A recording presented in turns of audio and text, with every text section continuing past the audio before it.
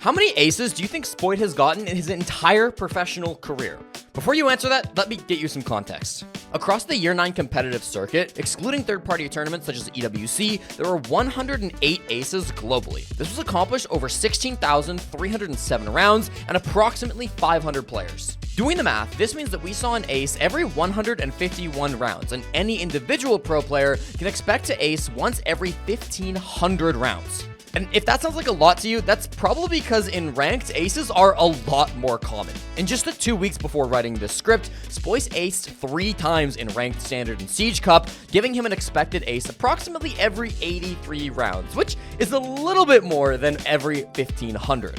But getting an ace in Pro League is way harder than getting an ace in ranked. Of course, your opponents are going to be a lot better, especially when it comes down to trading and communicating the positions of someone who just got a kill, but there are other factors which can also make acing in Pro League really hard. Since matches matter so much more in Pro League, players are less likely to go aggressive and risk their lives to secure those 4th or 5th kills if they have a hot start to the round. Spoit specifically has also spent pretty much all of his career as an entry fragger, and in Pro League, most aces come from support players who are generally better positioned to live throughout the whole round and find 5 kills. Since becoming a pro, Spoit has played 2,131 rounds at a pro level across all competitions. Taking the Pro League average, then, we'd expect to see 1.41 aces from Spoit in that time.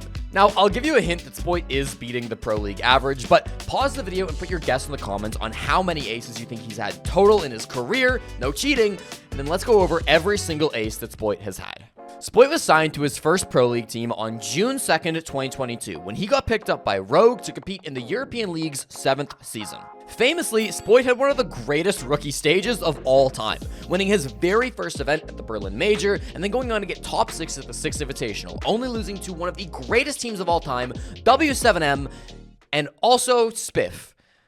Listen, everyone's career's got a low point. But through all of that success, Spoit didn't ace even once. He had 4 Ks left and right, more clutches than you could fill a bucket with, and he was undoubtedly the star player of his team, but never once could he get all 5 kills in a single round. Of course, Spoit was still a rookie when he played for Rogue, and as the team's most aggressive player, most of the time, even if he grabbed 3 or 4 kills, he'd end up dying before he had the chance to secure all 5. But it wouldn't be long before Spoit set sail for America, and on March 15th, 2023, Spoit announced his move to the NA Super Team M80.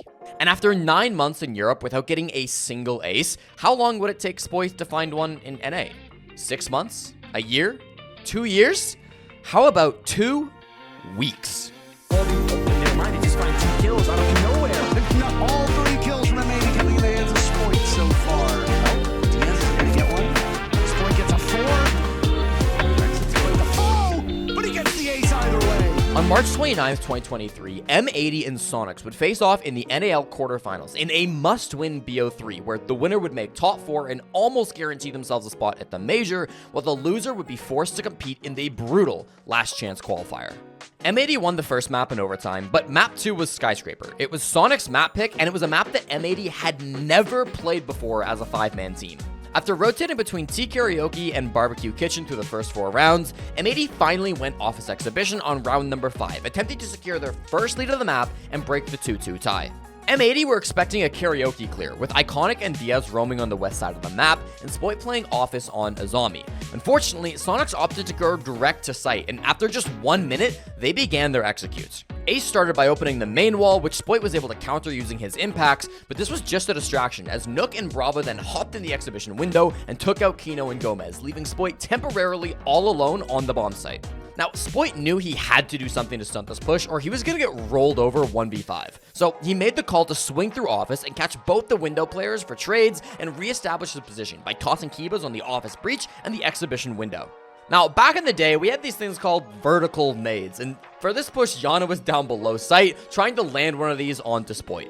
From the stream's angle, it's not clear if Spoit killed Yana vertically through the office hatch, maybe through the floorboards, or if Yana walked up the house stairs, but either way, off cam, Spoit gets his 3rd kill, leaving only Thatcher and Ace, who are now attempting to pinch the site from both a minibar and VIP.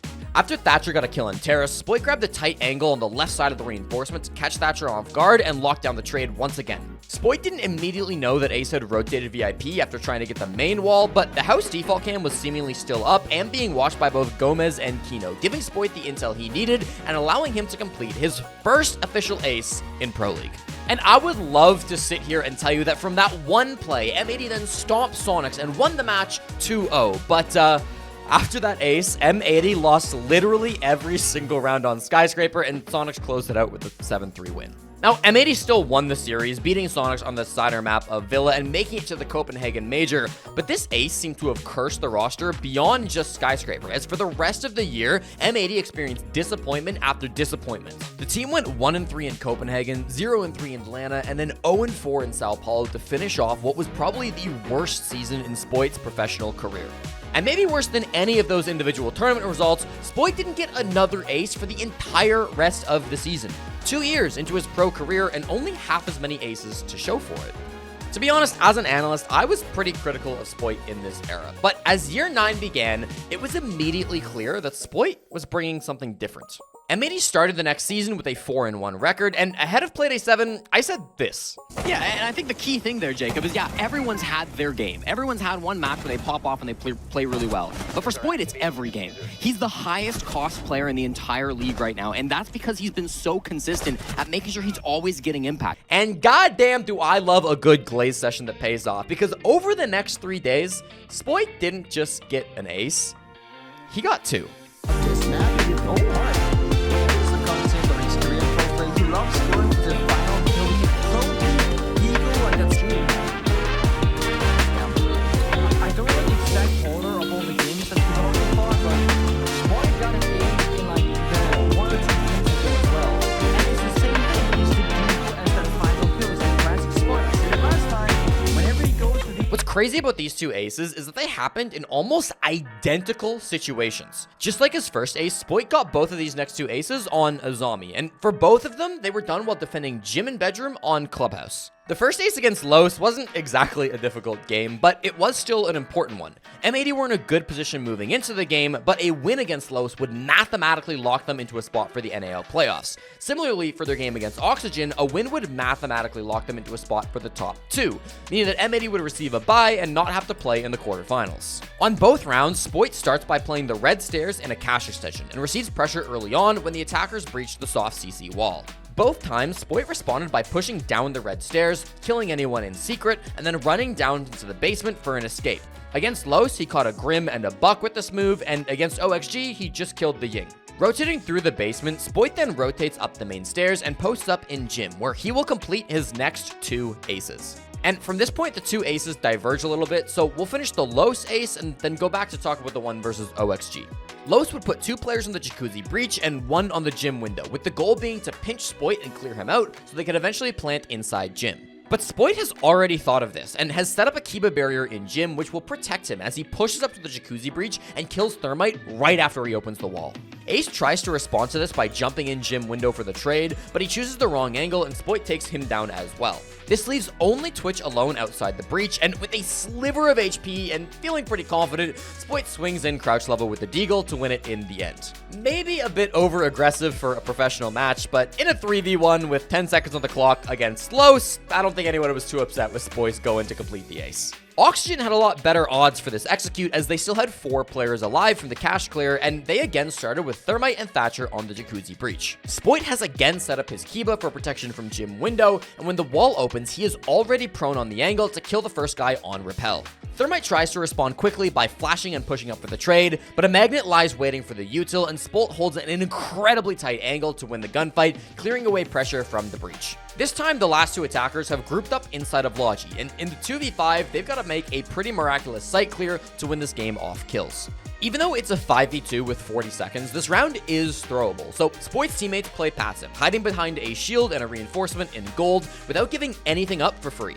Meanwhile, Spoit is feeling himself, knowing he just got an ace from this bomb site a couple days ago, so he starts hunting for his ace. Swinging into construction, he finds his ace. That is, he finds Ace, the operator, staring at him from the Logi rotate, but Spoit's mechanics are too good and he wins the first duel. Now fully emboldened, he swaps to the Deagle for speed, impacts the wall to Logi, and kills the final guy before his teammates have the chance to steal his ace. M80 would win both of these games and end up finishing second place in the North American League, heading to their third major in a row in Manchester. And for the first time, M80 actually did well at a major. They made it to the main stage, meeting Dark Zero in the quarterfinals, but they were unable to stop Bolo's team, which resulted in a quarterfinal exit. And since that double ace in early 2024, Spoit hasn't found any more aces in domestic NA competition. His team then missed both the Esports World Cup and the Montreal Major, meaning that Spoit went on another drought of aces, not getting one until the final event of the year, and the most recent Siege event as of this video, the Six Invitational in Boston. Now, if you think back to M80 in Boston, there's probably only one incident that comes to mind. But I think it's a huge shame that the actions of M80's coach took the spotlight off the players, because not only was Spoit the only player in Boston to ace multiple times, but I also think it contained the single most impressive round of Spoit's entire career. Before we get to what I think is Spoit's best ace, let's talk about the first ace he got versus Joel. It happens to shoot, but it does. I will Mental is trying to support.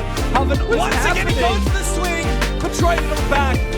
Numbers dissipating now for Team Joel as a number down, but there's no one covering his hallway. A good angle from Spoit. It's 7-6, and M80 are attacking the top floor of Lair against Joel Esports. If they win this round, they'll officially secure their first win of SI, so it's an important one to lock down. Spoit enters Skybridge behind Packer, who's playing the Blitz. The first obstacle they encounter is a Smoke playing behind Barbed Wire, but while he's distracted by the Blitz and tossing his Toxic Babe, Spoit swings around the corner and lands a headshot for his first kill of the round. At this point, M80 have committed to a pretty one-dimensional take, with Spoit and Diffuser playing behind Packer on the Blitz, Kino entering the doorway, and then Gunner on the Buck below sight, trying to force out some movements. Nomad tosses a flash, which causes Warden to swing in the hallway. He catches the Nomad, but the trade comes lightning quick from Spoit, who hits a fast shot to clear out the hallway player and make it 2 for 5.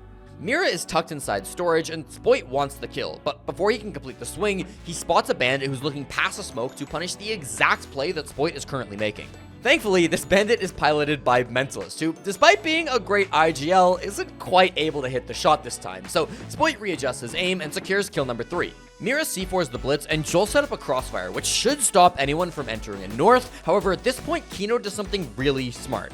He uses a Sense Wall to cut off the angle held by Mira, which allows him to get into the bomb site and start the plant. This causes both defenders to panic and makes them feel like they must get past the Sense Wall at all costs, which is exactly what Spoit is hoping they'll try and do. Landing 2 beautiful headshots, Spoit then stands up and celebrates what is at this point his first win at the Six Invitational in nearly 2 full years.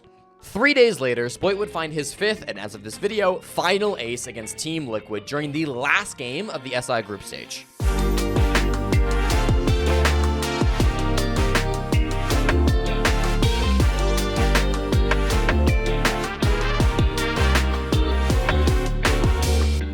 Both Liquid and M80 had a playoff spot at this point, but they were still fighting for a spot in the upper bracket. Liquid needed a 2-0 to get to the upper bracket, while M80 just needed to win one single map. Liquid had one map won, but now M80 were up 6-3 on the second map, meaning that one round would ensure that M80 didn't have to start in the lower bracket and would get 2 lives when they made it to the SI playoffs. It's a top floor consulate attack, and M80 have split their forces, with Packer and Diffuser on Spiral Window, while Spoit, Kino, and Gunner have taken control of admin.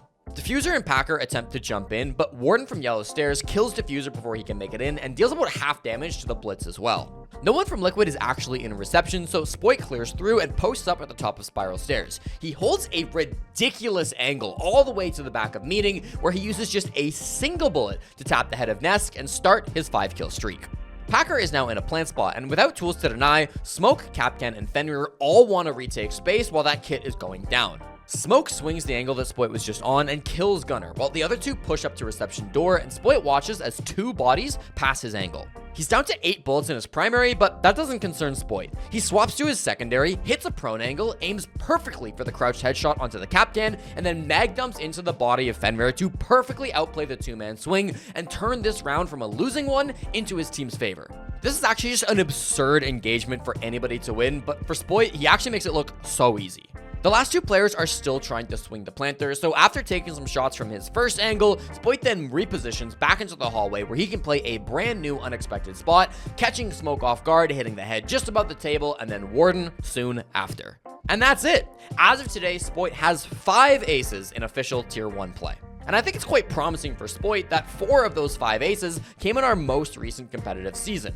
I'm not saying that Spoit's going to hit 4 more aces in year 10, that seems like a bit of a high bar, but every single stage, Spoit looks better and better, and it's incredible to me that through the grind of even putting out constant content and swapping teammates almost every single stage, Spoit is still able to keep his gameplay this good. In year 10, Spoit will be joining a deadly Shopify Rebellion core led by the 2-time world champion Canadian, and he'll be playing next to a similarly insane young talent in Ambi. So what do you think? Will year 10 be able to top the 4 ace performance of year 9? Or maybe it'll finally be Spoit's turn to win an SI? Speaking of which, did you know that the secret to winning SI is actually losing? Check out this video that I made to learn more on that, or check out this video over here that YouTube thinks you'll like next. Either way, I hope you have a wonderful rest of your day, and I'll see you on the next one.